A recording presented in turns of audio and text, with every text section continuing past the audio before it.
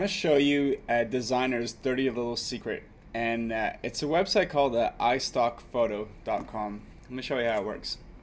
You go to istockphoto.com and you type in, say, Sydney Harbor. And you get all these images here that you can buy royalty-free of Sydney Harbor. And they're all like super professional images. Let's click on this one here. Okay, so here we can see we can start at a small one that's 425 pixels by 282. It costs you 2 credits. 2 credits is probably around $2 or $3 US. It all depends what currency and what package you're buying. But you know, essentially you can go in and you can buy a whole bunch of photos that you can use on your websites or your advertising, and they're all royalty free.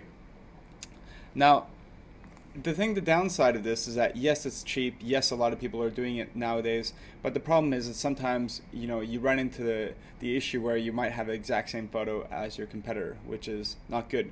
But what I like to use iStock Photo for is it's a great way to source out talent. So for example, here I can see that this person, I can click on their profile, and I can see all the other photos that they've taken. And then, if I like their style of imagery, chances are if they're taking only Sydney photos, they're probably based here in Sydney, so I can probably hire them to take photos of my property or take photos on my tour, and then also maybe buy some of their photos and put it all into one big package. So that's one option. Another thing I like to look at too is for illustrations. So if I'm looking at illustrations, for example, if I want to find Darwin, a map of Darwin, and I can see here, okay, there's been a map that's been created of Darwin. So for example, if you want to add this to your website, we can see here that the illustration has all been layered. So what you can do is you can then contact this designer and say, look, I really like your Darwin map. Do you mind drawing me a property, a little icon for my hotel and putting it, at this place on your map? And chances are for very little money, these people will turn around and customize the artwork for you.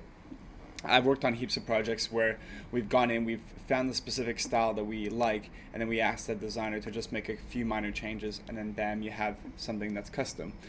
Another really interesting thing about this designer right here, Russell Tate, he's actually based out of Bondi, I believe, and he does a lot of illustrations, not just on iStock, but for also a lot of big corporations.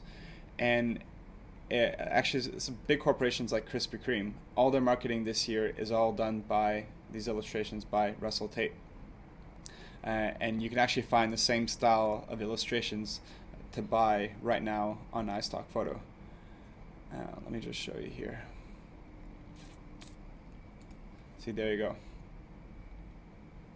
So iStock Photo, it's a great way to kind of go in there, either find some talent, either find some artwork that you can modify to make your own, or even just to generate some ideas. If you want to present something to your web designer, just go in iStock Photo, pull out a whole bunch of illustrations or photos, say, I want something similar to this, and give it to them, and that would give them a better idea. So that's a designer's dirty little secret. Just don't tell anybody though.